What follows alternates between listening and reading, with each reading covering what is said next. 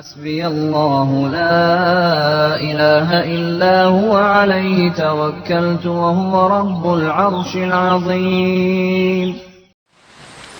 Ghibah ini dosa besar yang diremehkan. Seakan-akan bukan dosa. Yang terkadang ghibah sebagian itu dibungkus nasihat. Seakan-akan dia ingin memberikan nasihat. Ngobrol sama antum, ya fulan kayak apa fulan? Kayak fulan kayak gini, kayak gitu. Anak kesian sama fulan. Kalau kesian sama fulan, datang sama fulan. Itu banyak terjadi. Oleh karena itu Allah Azza wa Jal di dalam Al-Quranul Karim melarang ghibah secara langsung dan membuatnya sesuatu yang menjijikkan sehingga orang meninggalkannya. Nah, ini Al-Qasim bin Abdurrahman Asy-Syami, dia mendengar Abdullah bin Mas'ud radhiyallahu anhu berkata, "Man igtiba 'indahu mu'min," barang siapa yang di sisinya diribain orang yang beriman. Antum lagi duduk atau lagi di grup, ada yang ribain orang beriman. Kalau ribain orang kafir nggak apa-apa. Kenapa? Karena ribah itu zikruka akhaka bima yakrah. Engkau menyebutkan tentang saudaramu. Saudaramu seiman. Itu yang nggak boleh diribain. Tapi kalau orang kafir, dia juga antum nggak ada manfaatnya ribain mereka, kecuali demi untuk hal-hal yang positif. Tapi ini bicara riba. Barang siapa yang diribain di sisi dia, tempat dia, seorang yang beriman, fanasarahu, lalu dia membelanya. Riba itu kan menyebutkan sesuatu yang tidak disukain, lalu antum belain dia. Udahlah, kita jangan ngomongin kesalahan orang. Kita jangan ngomongin kesalahan orang. Haibati fillah, ngomong kesalahan orang. Antum tahu, untuk jadi dosen, untuk dapat NIDN, nomor induk dosen, itu ada tes kejiwaan. Makanya anak ngusulin, mudah-mudahan disetujuin, mahasiswa STD itu nggak lulus kecuali setelah tes kejiwaan. Kalau antum pikir dosen-dosen itu nggak dites kejiwaan? Hari ini kalau nggak salah beberapa ustadz itu, ada Ustadz Yasir, Ustadz Akhyat, beberapa ustadz, mereka tes kejiwaan di rumah sakit. Bagaimana tes kejiwaannya? Kalau nggak salah ada 200 soal yang harus dijawab. Ini jawab soalnya nggak perlu sekolah, tapi perlu waras. Kalau nggak waras nggak bisa jawab soalnya. Baik. Kenapa? Salah satu ciri orang sakit jiwa. Jadi sakit jiwa itu ada dua. Ada satu yang gila, udah nggak bisa berkomunikasi sama antum. Ada satu nggak gila, dia masih bisa berkomunikasi sama antum. Salah satu cirinya itu suka nyalahkan orang. Itu orang sakit jiwanya, suka nyalahkan orang. Jadi kalau antum dapat sahib suka nyalahkan orang, antum obatin dia. Di sini nih hadis yang kita baca, fanasarahu, antum belain saudara antum. Udahlah, jangan ngomongin kesalahan orang, kita sendiri banyak salahnya. Kalau kita suka ngomongin kesalahan orang, kapan kita memperbaiki kesalahan kita? Tapi orang sakit jiwa itu suka nyalahkan orang. Sampai ada seorang dokter cerita, dia cerita, profesornya jelaskan, ada suami istri ini orang kaya, pejabat terkenal di salah satu kota besar. Subhanallah, sang bapak ini royal, ngasih duit sama istrinya, ya, sama anaknya cuma satu. Subhanallah, nih anak narkoba. Ketika ditahan oleh polisi, bapaknya datang, ibunya datang, media juga datang. Ditanyalah sang bapak ini, gimana bapak, anaknya kok bisa sampai narkoba? Apa kata bapaknya? Ini salah ibunya. Kata dokter, ini orang sakit jiwa. Dia lupa sama kesalahan dia. Yang dia tahu salahnya siapa? Ibunya. Bapaknya siapa anak ini? Engkau bapaknya. Jadi kalau ada orang suka menyalahkan orang, antum lihat diri antum. Kalau diri antum suka nyalahin orang, ya Allah, anak sakit ya Allah. Maka antum perlu berdoa, Allahumma ati nafsi taqwaha wa zakkiha anta khairu man zakkaha anta waliyuha wa maulaha.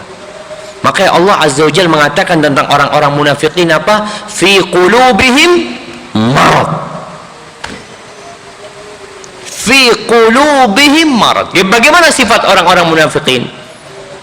Allah menyebutkan, wa idza qila lahum aminu kama amanan nas qalu anu'minu kama amana sufaha. Disuruh beriman seperti berimannya para sahabat. Apa kata mereka? Oh, mana mungkin kita mau beriman seperti berimannya orang-orang bodoh itu. Seperti itu. Wa idza qila lahum la tufsidu fil ard qalu innama nahnu muslihun. Kalau dikatakan jangan berbuat kerusakan di muka bumi, apa kata mereka? Loh, kalian yang merusak. Kami ini ingin memperbaiki. Kami ini ingin memberikan pencerahan. Seperti itu. Itu sifat orang munafikin. Sakit jiwa dia itu. Makanya orang yang suka ribain orang lain juga sakit. Kenapa di hadis sebelumnya, ketika Rasul sallallahu alaihi wasallam bersama para sahabatnya mencium aroma busuk. Aroma siapa? Aroma orang-orang munafikin yang sedang menggibain orang-orang beriman. Mereka itu suka nyalahkan orang, lupa sama diri mereka sendiri.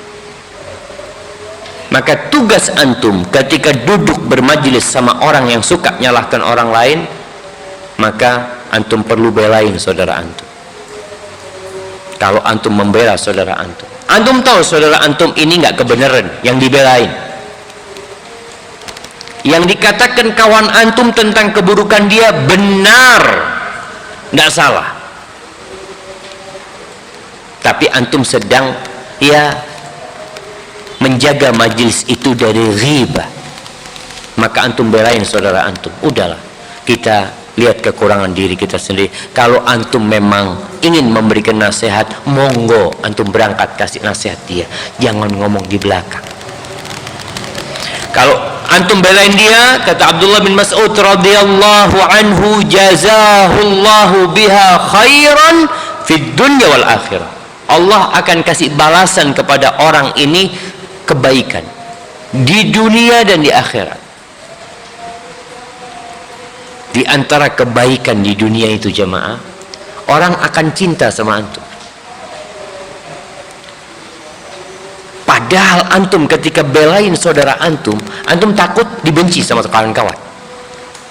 Itu kan yang kita takutkan. Anak nggak enak sama sahib anak, Ustaz. Anak takut nggak ditemenin, anak takut nggak dikawanin, anak takut. Padahal Allah akan berikan balasan buat antum. Wal jazaa'u min jinsil amal. Dan balasan itu sesuai dengan amalan. Antum akan dibelain. Allah yang akan belain antum. Ketika tuh kawan-kawan antum yang nggak suka sama antum ngomongin antum nantinya, gara-gara antum menegur mereka, maka Allah akan belain antum. Maka alasan orang itu takut tidak ditemenin salah. Seharusnya ini kesempatan antum untuk dapat teman, tapi yang baik-baik. Buat apa antum berkawan sama orang-orang yang suka ghibah? Apa manfaatnya? Anda pernah sampaikan di sini mungkin. Berkawan itu ada 4 hal. Bergaul itu udah belum? Ada yang seperti makanan, ada yang seperti obat, ada yang seperti penyakit, yang keempat seperti racun. Udah belum pada pekan lalu jawab? Madzakarna. Baik, ketika bergaul, antum itu bergaul sama orang ada 4 tingkatan. Yang pertama seperti makanan. antum perlu makanan, sehari 3 kali antum makan. Itu bergaul dengan para ulama, dengan orang-orang yang soleh. Kalau antum menjauh dari mereka, antum akan lapar. Gizi antum akan jadi orang buruk gizi. Itu yang pertama. Yang kedua, yang bergaul sama mereka seperti obat. Kapan antum minum obat? Kalau sakit. Dan minum obat itu ada dosisnya. Kalau kelebihan, overdosis. Bergaul dengan siapa? Dengan orang-orang yang antum ambil manfaat duniawi dari mereka. Antum punya kolega bisnis, punya kawan-kawan, teman kerja yang memang perlu sama mereka. Anda punya urusan kerja sama mereka, Ustaz. Anda perlu kumpul, perlu rapat sama mereka. Boleh, ini obat. Jangan kebanyakan. Antum overdosis nanti. Karena banyak orang awalnya sama kolega bisnis sekedar ngobrol untuk urusan bisnis, lama-kelamaan pindah ke yang lainnya. Itu yang akan jadi penyakit nanti. Yang ketiga, yang bergaul sama mereka seperti penyakit. Siapa? Yang antum kalau kumpul sama mereka nggak dapat manfaat dunia wala akhirat. La dunia wala akhirat. Tapi waktu antum habis. Siapa mereka? Ya sudah, kawan-kawan yang cuma ngobrolnya kalam fadhi, omong kosong.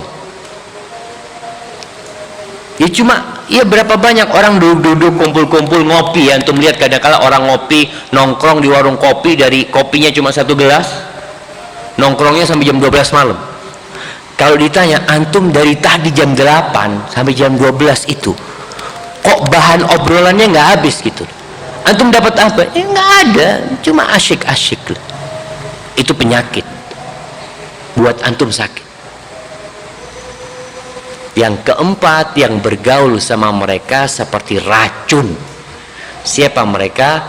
Pelaku kemaksiatan, ahlul bidah. Ketika antum kumpul sama mereka, walaupun sedikit yang masuk ke tubuh antum, tapi itu racun. Maka hati-hati bergaul. Kalau tadi antum takut ditinggalkan sama kawan-kawan antum lihat kawan antum yang antum takutkan untuk ditinggal mereka itu masuk tingkatan yang mana? Masuk makanan, masuk obat, masuk penyakit, atau racun? Kalau antum takut ditinggalkan sama racun, ya antum memang beracun. Pantes antum nggak belain saudara antum. Tapi kalau antum orang baik, antum paling tidak masuk kelompok yang kedua. Kalau bisa kelompok yang pertama, maka antum akan belain. Allah akan akan balas. Yang kata Abdullah bin Mas'ud, Allah akan membalasnya di dunia dan di akhirat. Dan balasan di dunia, ingat, al-jaza min jinsil amal. Salah satunya adalah antum akan dicintain orang, dan Allah akan belain antum. Di akhirat, balasan yang tidak terhingga di sana, ya.